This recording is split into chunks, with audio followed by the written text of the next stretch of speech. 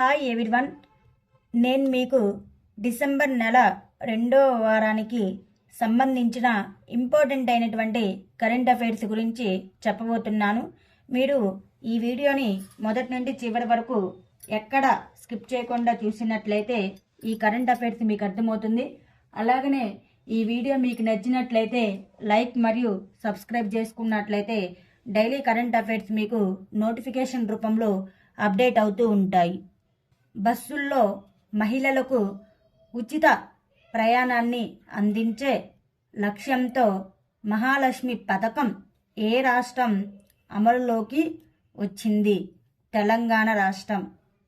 లాల్దుహోమా ఏ రాష్ట్రం లేదా కేంద్రపాలిత ప్రాంతం ముఖ్యమంత్రిగా ప్రమాణ స్వీకారం చేశారు? మిజోరాం. ఆర్బీఐ ఆరోగ్య సంరక్షణ మరియు విద్య కోసం యూపీఐ చెల్లింపు పరిమితులను 1 లక్ష నుండి ఎన్ని లక్షలకు పెంచింది? 5 లక్షలు. వార్తల్లో కనిపించిన షేరింగ్ తాపి ఏ వృత్తితో సంబంధం కలిగి ఉన్నారు? రచయిత. US food and drug administration CRISPR జన్యు సవరణ సాంకేతికత ఆధారంగా ఏ వ్యాధికి చికిత్సను ఆమోదించింది? సికిల్ సెల్ వ్యాధి. అంతర్జాతీయంగా ప్రశంసలు అందుకున్న బీహార్ గ్రామీణాభివృద్ధి శాఖ చేపట్టిన కార్యక్రమం పేరు ఏమిటి? Jal Jeevan Hariyali Abhiyan. Climate change performance ఇండెక్స్లో భారతదేశం ప్రస్తుత ర్యాంక్ ఎంత? 7వ ర్యాంకు. వార్తల్లో కనిపించే మైస్ పరిశ్రమ ఏ రంగానికి సంబంధించినది? సమావేశాలు మరియు సమావేశాలు. ఇటీవల ప్రారంభించబడిన పిఎం జన్మన్ పథకం ఏ వర్గం వ్యక్తులతో సంబంధం కలిగి ఉంది? పీవీటీజీలు. ఫాస్ట్ ట్రాక్ స్పెషల్ కోర్టు పథకం ఏ సంవత్సరంలో ప్రారంభించబడింది? 2019. Centre of data for public గుడ్ని ఏ సంస్థ ప్రారంభించింది? ఐఐఎస్సి.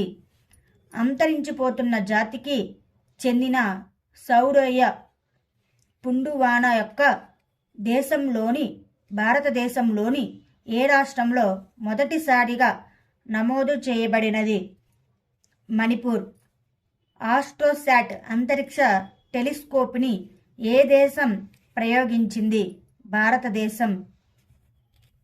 ప్రెస్ మడ్ అనేది ఏ పరిశ్రమలో పొందిన అవశేష ఉప ఉత్పత్తి?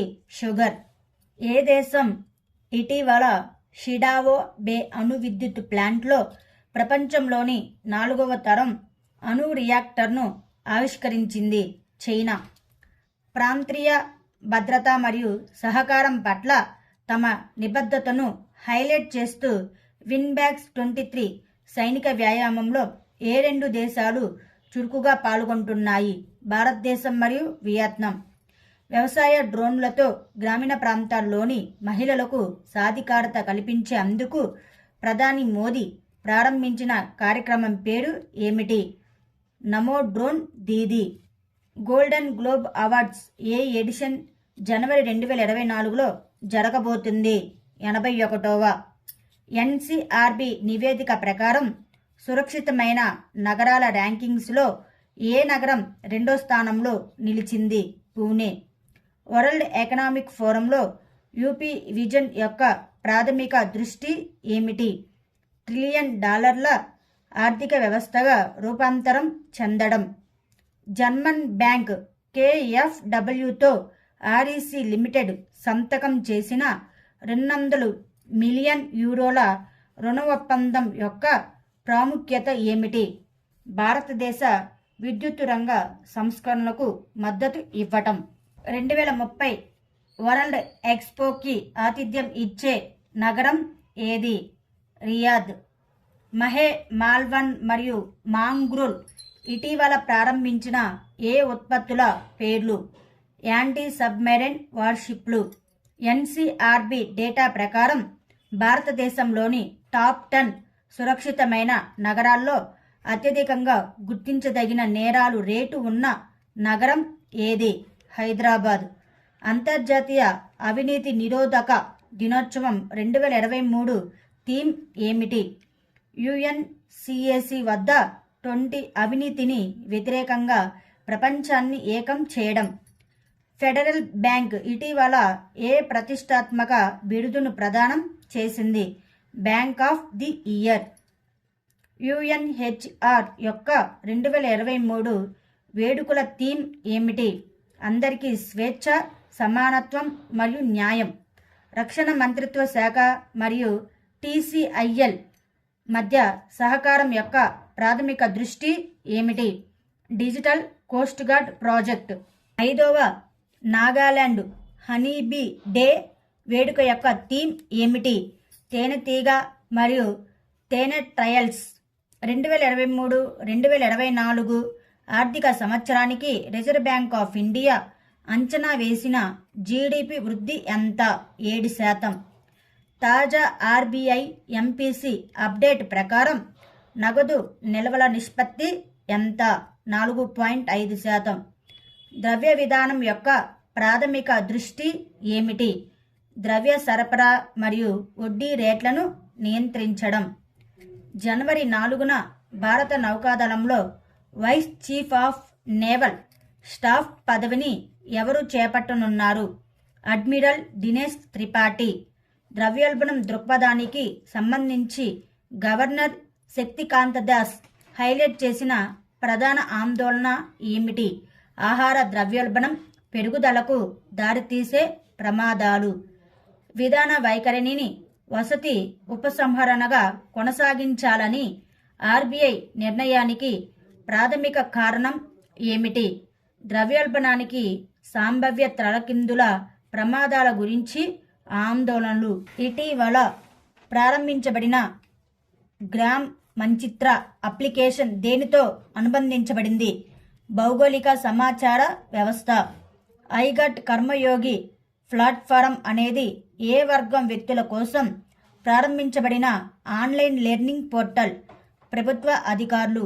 భారతదేశం తన వ్యవసాయ రంగాన్ని ఆధునీకరించడానికి ఏ దేశానికి $250 మిలియన్ల రుణాన్ని ప్రకటించింది? కెన్యా.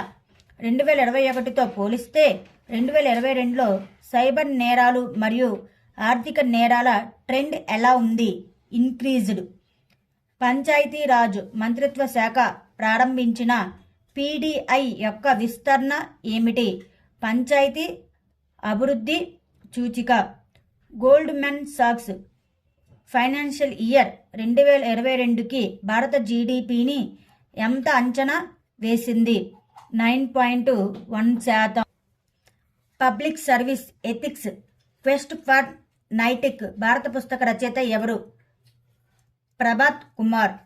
అంతర్జాతీయ పౌర విమానయాన దినోత్సవం 2023 థీమ్ ఏమిటి? గ్లోబల్ ఏవియేషన్ డెవలప్మెంట్ కోసం అడ్వాన్సింగ్ ఇన్నోవేషన్.